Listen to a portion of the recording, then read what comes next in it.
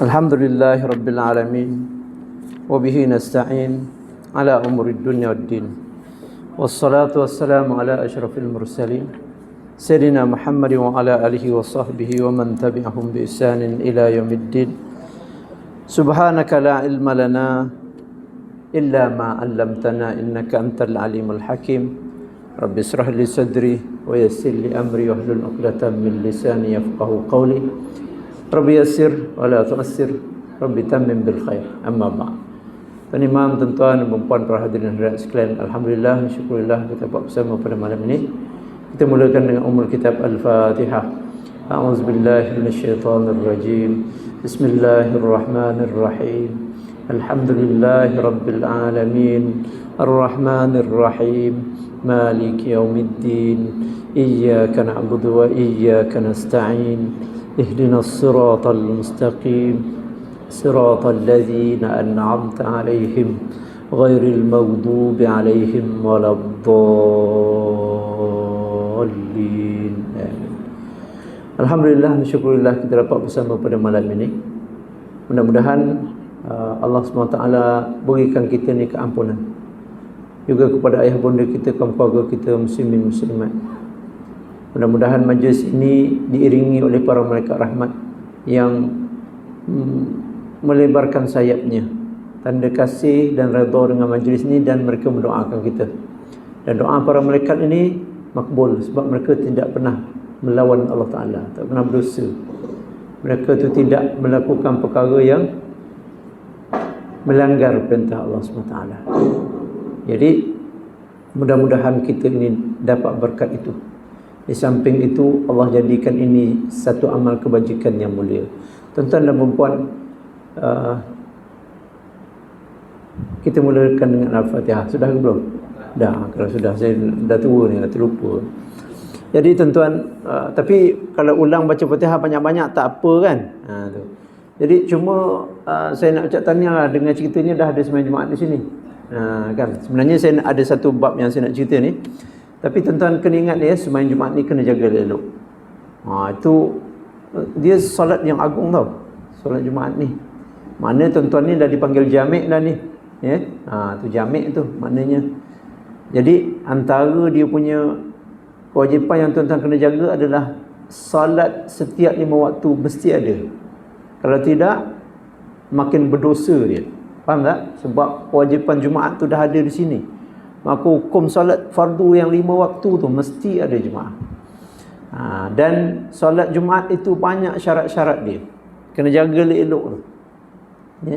Antara syarat dia apa? Mesti didahulukan oleh 2 khutbah, kan?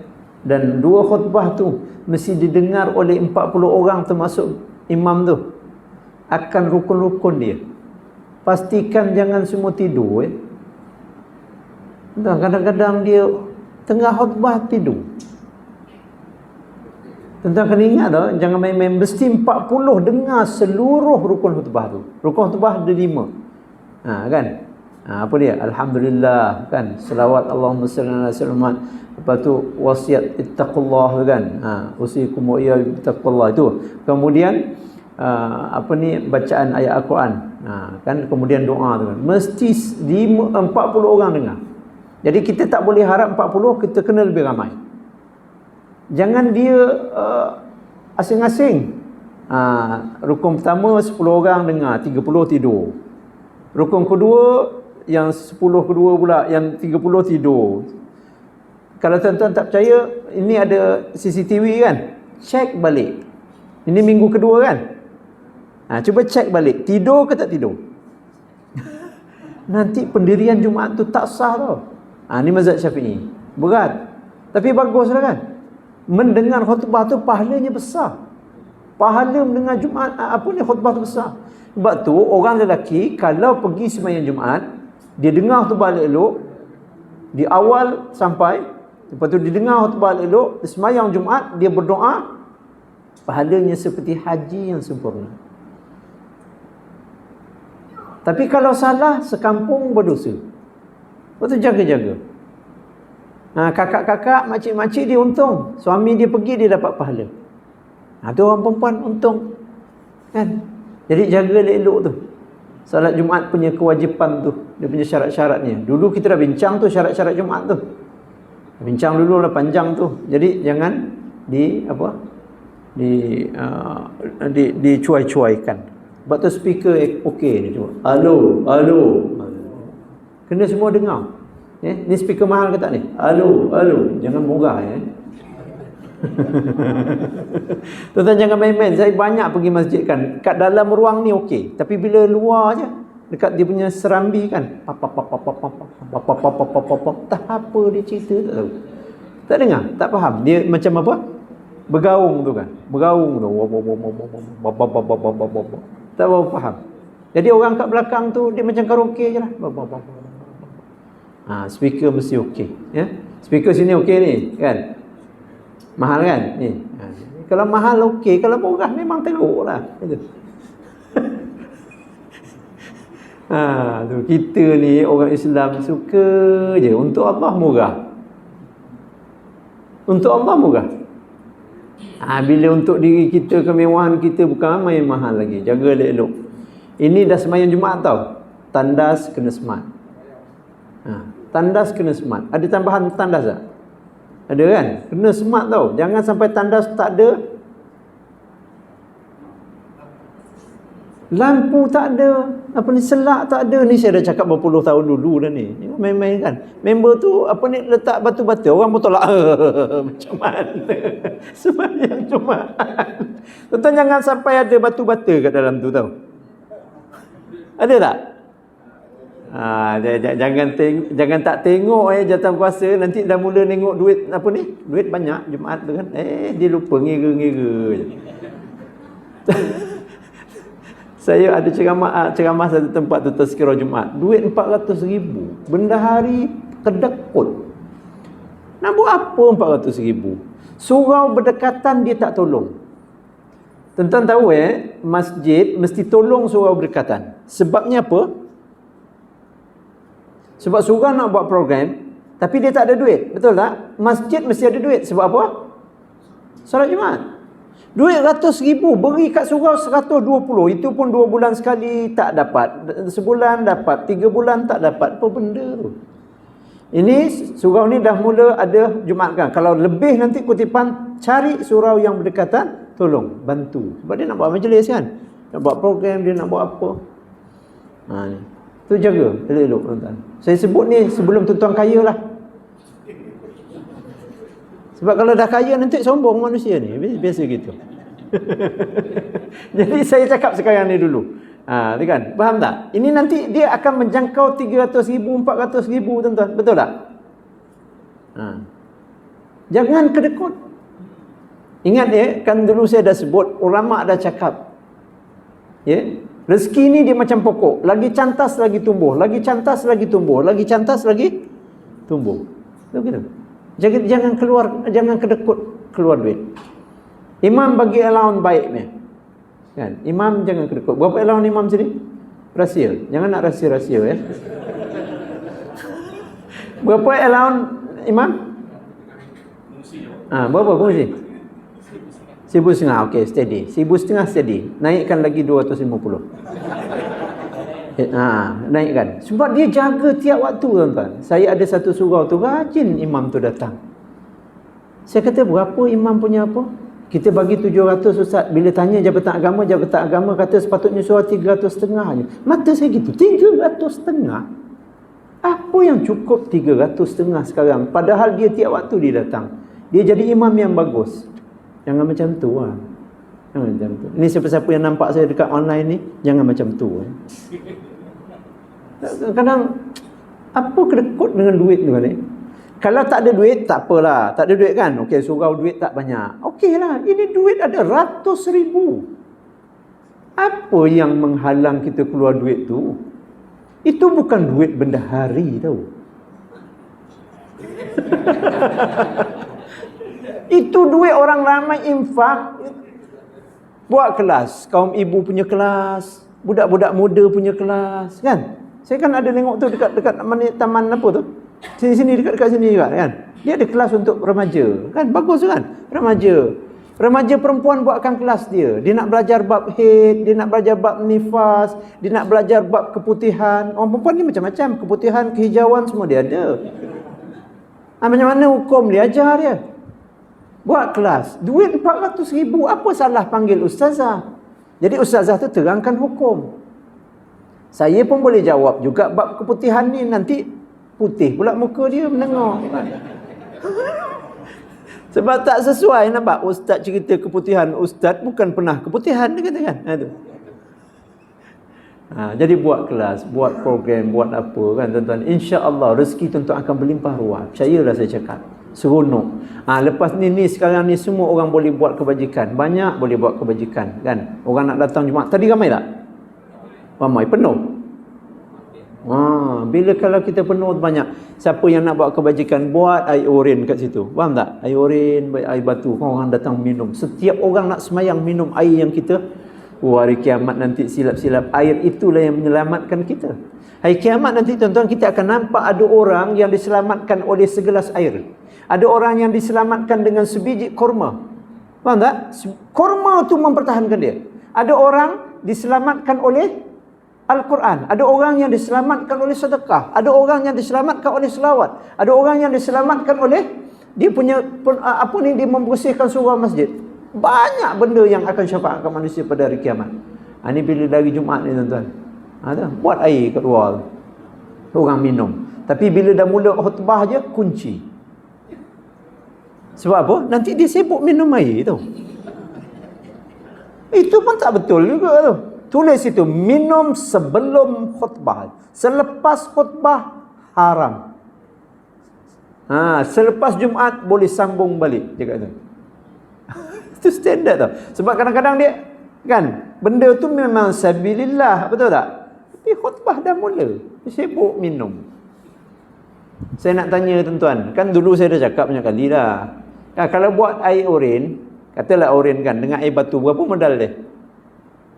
Ada 1,000. RM20. Itu pun kedekut. Astagfirullah. Tak faham saya cakap. Sebelah tu buat pula Nescafe Ice. Berapa modal Nescafe Ice? Ada 15,000. Berapa Nescafe Ice satu balang? Berapa agak modal? 30 lah rasa kan. 30. Tapi setiap orang boleh minum. Nampak tak? Tu standard kita tuan-tuan. Jadi saya cakap ni supaya tuan-tuan ni meriah. Orang rasa seronok nak datang surau kan. Surau ni semayang Jumaat ada apa, ada kan tazkirah, ada apa. Kita imarahkan, seronok kan. Jadi itulah. Tapi hukum hakam ni jaga tuan-tuan. Tu pesan. Jadi pesan Bilal ni, siapa Bilal? Bilal rasmi ni siapa? Kan ni. Okey. Sidang Jumaat yang dirahmati Allah sekalian, ya, hendaklah tuan-tuan diam serta dengar apabila khatib membaca khutbah kan. Kerana menurut tujuan hadis, mafhum hadis daripada Rasulullah yang diriwayatkan oleh Sayyidina Abu Hurairah radhiyallahu an, yang mengatakan barang siapa yang mengingatkan sahabatnya sewaktu khutbah dengan berkata diam, mengingatkan sahabatnya, maka laralah dia. Ya, dalam hadis-hadis yang lain menerangkan menyebabkan luput fadilat Jumaatnya. Diharamkan kepada dia fadilat Jumaat tu kerana dia melakukan benda yang tak patut waktu khutbah tu. Okay? Dan jangan tidur. Tu cakap dengan dia. Tak ada kan Bilal yang ingat tu kan? Dia tak bercakap tapi dia tidur. Ingat tak lara ke tidur tu? Saya cakap bercakap dengan tidur mana lebih teruk? Tuan-tuan cuba jawab. Dia bercakap dengan dia bercakap, mana lebih teruk? Dua-dua teruk lah. Memang teruk. Tapi punyalah hebat tuan-tuan, memang khutbah ni memang sedap tidur. Tuan-tuan tak percaya, tengok balik CCTV. Ini dia ada rakaman kan? Tengok balik. Ramai tak ada tidur. Silap-silap Bilal pun tidur.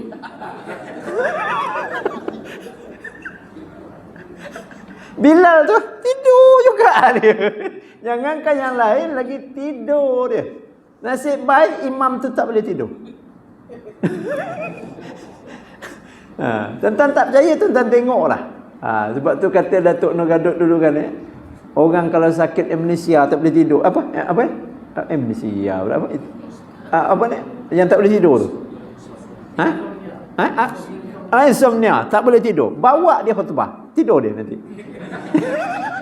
Jadi doktor kata, dah sehat.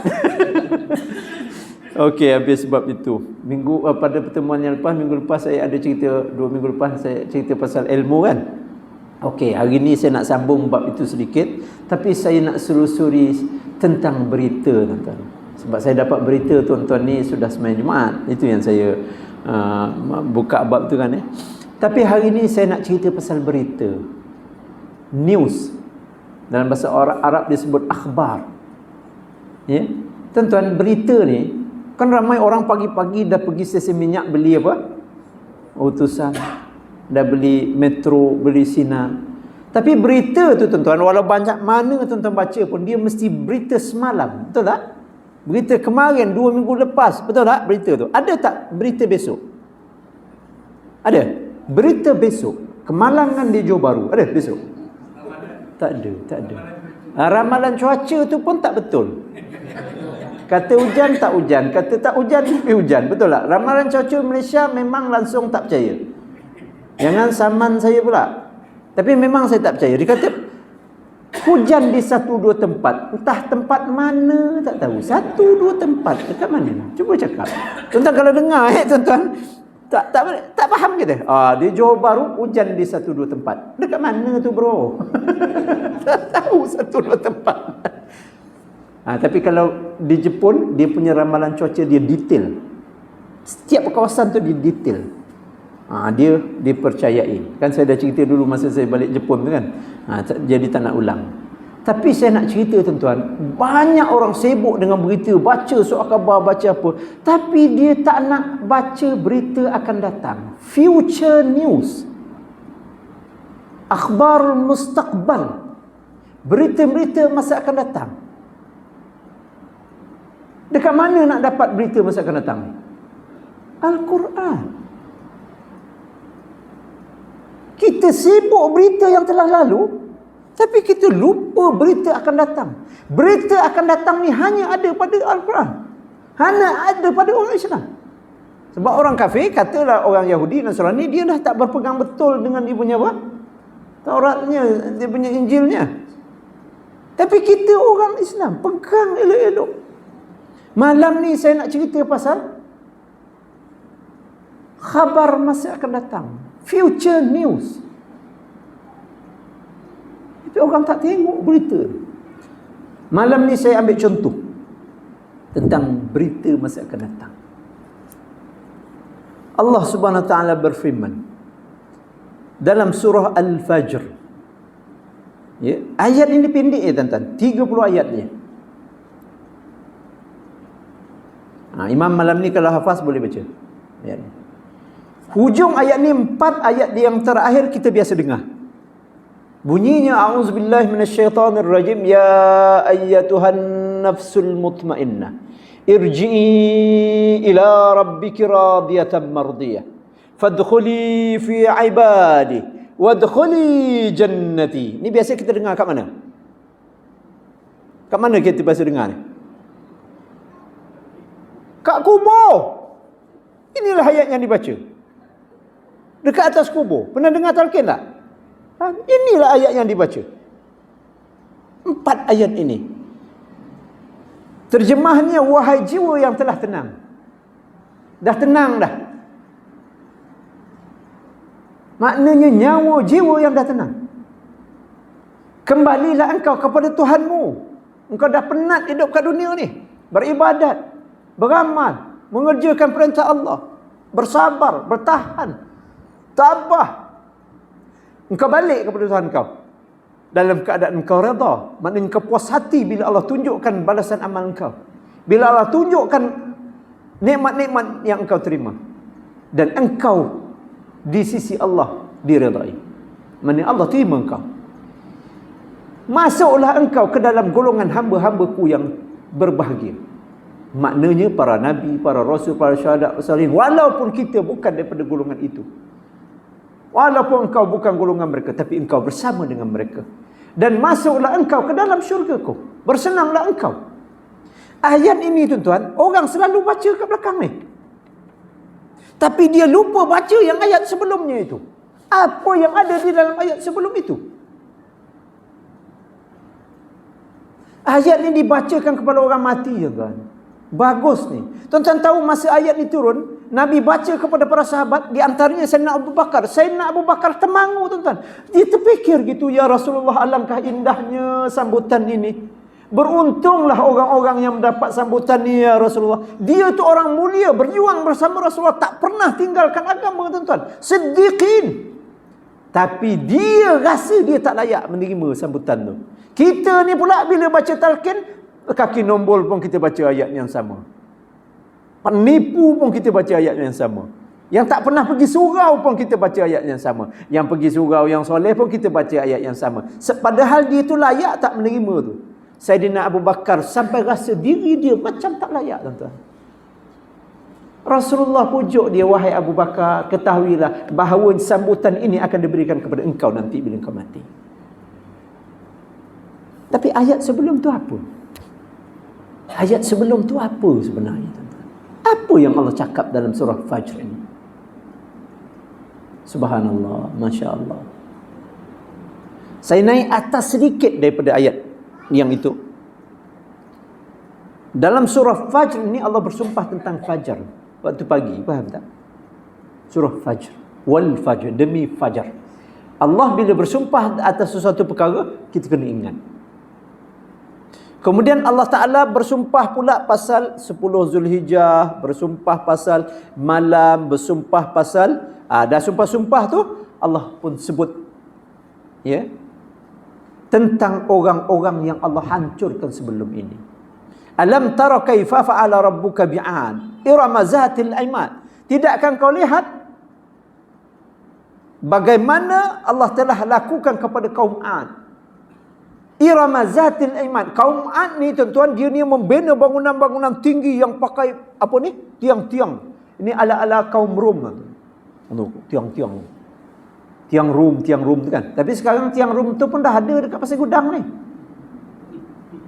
Tapi kita punya tiang Rom kita tak power macam dia. Kita ni kan kalau macam tiang Rom tu kan, misalnya yang bulat tu kan, kita buat pakai fiber dalam isi simen. Orang Ad ni dia memang batu solid betul. Dia potong gitu.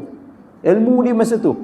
Allati lam yukhlaq misluha fil bilad. Yang waktu itu belum ada lagi seperti itu. Seperti teknologi mereka, pembangunan mereka. Hebat. وَثَمُودَ الَّذِينَ جَابُوا الصَّخْرَ بِالْوَادِ. Dan juga kaum Samud yang mereka itu menebuk gunung-gunung, buat rumah lawa-lawa. Lepas tu dibuat saliran air, lepas tu dibuat kehidupan dalam tu dengan dia punya dewan, dia punya apa semua sekali. Hebat. Kalau datang hujan ke datang apa, mereka terlindung. Wa fir'aun zil autad. Dan Fir'aun, ini kisah ni berbeza-beza itu musimnya berbeza-beza, itu nabinya pun lain-lain tu. Dan Fir'aun yang mempunyai bangunan yang kukuh, mantap, sampai sekarang kekal lagi dia punya bangunan tu kan. Allazina taghaw fil bilad. Mereka ni semua kata Allah Ta'ala, Samud, Ad, Fir'aun ni semua sekali melampau di atas muka bumi dalam negeri mereka. Fa aktsaru fiha al-fasad. Mereka melakukan keburukan yang jahat-jahat. Fasabba alaihim rabbuka sautu azab. Allah sapu mereka dengan azab yang secukup-cukupnya, semua kaum ni. Fir'aun ni, tuan-tuan, dia 3 komponen. Fir'aun itu sendiri, dan dia ada Haman. Faham tak? Haman ni siapa? Menteri dia. Dia ni jahat, dia bukan diri dia tahu. Tapi dia ni ditolong oleh menteri dia tu supaya dia makin jahat. Faham tak? Oh, tuanku buat gini, tuanku ada tu. Ni, menteri ni. Yang ketiga dia ada Qarun, tuan-tuan. Siapa Qarun? Qarun ni saudara Nabi Musa. Saudara rapat dengan Nabi Musa. Qarun ni dia kaya, tuan-tuan. Sebenarnya kekayaan dia tu daripada Nabi Musa. Nabi Musa tu yang ajar dia tentang emas tu kan. Gudang-gudang dia besar-besar, tuan-tuan. Sehingga kunci gudang je tak kurang daripada 70 ekor unta ngangkat dia. Berapa banyak gudang dia. Dia ni lah sponsor Fir'aun tu. Faham tak? Jadi biasanya orang-orang jahat ni tuan-tuan, dia mesti ada 3 macam tu. Perasan tak? Dia pemimpin yang jahat, lepas tu dia ada penasihat dia, dia punya apa, orang kanan dia yang jadi dia jahat, dan dia ada sponsor dia. Kita tengoklah dunia sekarang. Macam Amerika kan, dia ada pemimpin yang jahat, lepas tu dia ada penasihat-penasihat yang jahat, lepas tu dia ada sponsor ekonomi dia. Kalau Amerika, siapa sponsor ekonomi dia? Yahudi, Israel. Semua Allah sapu. Fir'aun tu Allah sapu semua. Qarun tu Allah sapu semua. Terbalik negeri dia Qarun tu. Dia punya pengikut-pengikut dia. Qarun ni dia dah macam raja, tuan-tuan. Buat dia kaya. Allah sapu Qarun tu semua. Terbalik negeri dia, tuan-tuan. Sampai sekarang ada tasik Qarun. Kalau nak tengok pergi Mesir ni, marilah. Pergi Mesir. Tunggu PKP ni, kita pergi. Ramai-ramai pergi buat rombongan. Tapi bawa lah saya. Kalau tak bawa, macam mana nak jadi kan? Jalan tengok, tuan-tuan. Tuan-tuan, saya minta maaf ya. Saya baru tadi dapat apa ni, ada sahabat saya daripada apa nama ni, daripada Allahumma salli ala Muhammad, Taman Perling, meninggal. Rupanya dia dah seminggu meninggal. Kita tak tahu. Saya ni jadi kuliah jauh ni kan. Dia baik kan. Allahu Akbar. Berapa kali cakap nanti saya nak ikutlah Ustaz pergi ke Moja ni, saya nak apa, kita jalan sama nanti Ustaz. Rupanya dia dah jalan dulu. Tuan-tuan ni saya dah ajak banyak kali ni. Marilah pergi. Takut tuan-tuan tak dapat pergi. Itu je. Boleh faham tuan-tuan? Ni kalau ada duit ni, mari kita jalan-jalan tuan. Qarun tu Allah terbalikkan dia. Negeri dia dengan harta dia, dengan tentera-tentera dia pengikut dia. Habis semua sekali. Sebab tu kalau nak cari harta Qarun dekat mana tuan-tuan? Kat mana nak cari harta Qarun? Pertandingan mencari harta Qarun dekat mana? Dekat Mesir lah. Macam mana dekat Johor Bahru pula? Mana ada harta Qarun dekat Johor Bahru? Qarun terbalik dekat mana? Mesir. Habis buat apa ni, pertandingan mencari harta Qarun dekat Johor Bahru ni mana nak jadi tu? Tak dapat explorers mencari harta Qarun kan? Di mana Johor Bahru? Mana nak dapat? Tak jumpa lah. Okey, habis bab tu. Ini Allah Ta'ala beritahu tuan-tuan ya. Sesungguhnya aku akan hancurkan orang-orang yang melawan engkau. Jadi tuan-tuan kena faham tau. Sekarang ni kita ni, negeri kita, dunia kita sekarang lebih teruk daripada dulu lagi. Sebab kaum Ad itu pun ada di zaman kita, kaum Samud pun ada di tempat kita, yang ala-ala Fir'aun ni ada, yang kaum Nabi Lot ada, yang kaum Nabi Saleh ada. Semua ada zaman sekarang ni. Kalau nak kata bangunan tinggi, tuan-tuan tahu tak bangunan tinggi sekarang? Saudi sedang membina satu bangunan tower yang ketinggian dia 1.2 kilometer. Tuan-tuan cuba bayangkan 1.2 kilometer, mai tingginya. Mana hebat daripada kaum Ad, kaum Samud? Kita lagi hebat. Kalau dulu kaum Nabi Lot, dia suka lelaki sama lelaki kan? Zaman sekarang banyak tak? Banyak. Siap ada persatuan, tuan-tuan mendaftarlah. Dia ada persatuan, tuan-tuan, jangan main-main. Dia ada apa? Pertubuhan. Tuan-tuan jangan macam-macam. Kalau kita nak kata kan, sekarang ni terhimpun seluruh kejahatan tu dalam dunia kita sekarang. Jadi kita ni sebenarnya apa halangan Allah nak hancurkan? Tapi jadilah orang Islam yang berpegang teguh. Okey, saya tak mau panjang tu. Kemudian Allah Ta'ala sebut, Inna rabbaka labil mirsad. Sesungguhnya Tuhanmu sentiasa mengawasi. Pengawasan Allah SWT ni hebat tuan-tuan. Kita ni ada CCTV kan? Dekat dalam ni ada berapa kamera dia? Rahsia, betul. Saya setuju rahsia. Jangan bagi tahu, betul. Tapi ni kalau orang kopek apa nama ni, tabung, nampak tak ni? Nampak. Tapi ingat, ada blind spot. Tahu blind spot? Walaupun banyak CCTV tu, ada spot yang tak dapat. Faham tak? Ada macam sisi yang tak jumpa. Betul tak? Itu belum lagi orang pakai stokin. Bukan pakai stokin dekat kaki, pakai stokin dekat muka. Mana nampak muka dia tu? Tak, dia pakai stokin kat muka, dia merempak, nampak tak muka dia? Tak nampak tuan. Tapi Allah ni pemerhatian dia, tak ada satu blind spot pun yang terlepas daripada dia. Okey, tak mau panjang lagi. Kemudian Allah beritahu sifat-sifat manusia selain daripada sifat-sifat seperti tadi, penjahat-penjahat tadi. Okey.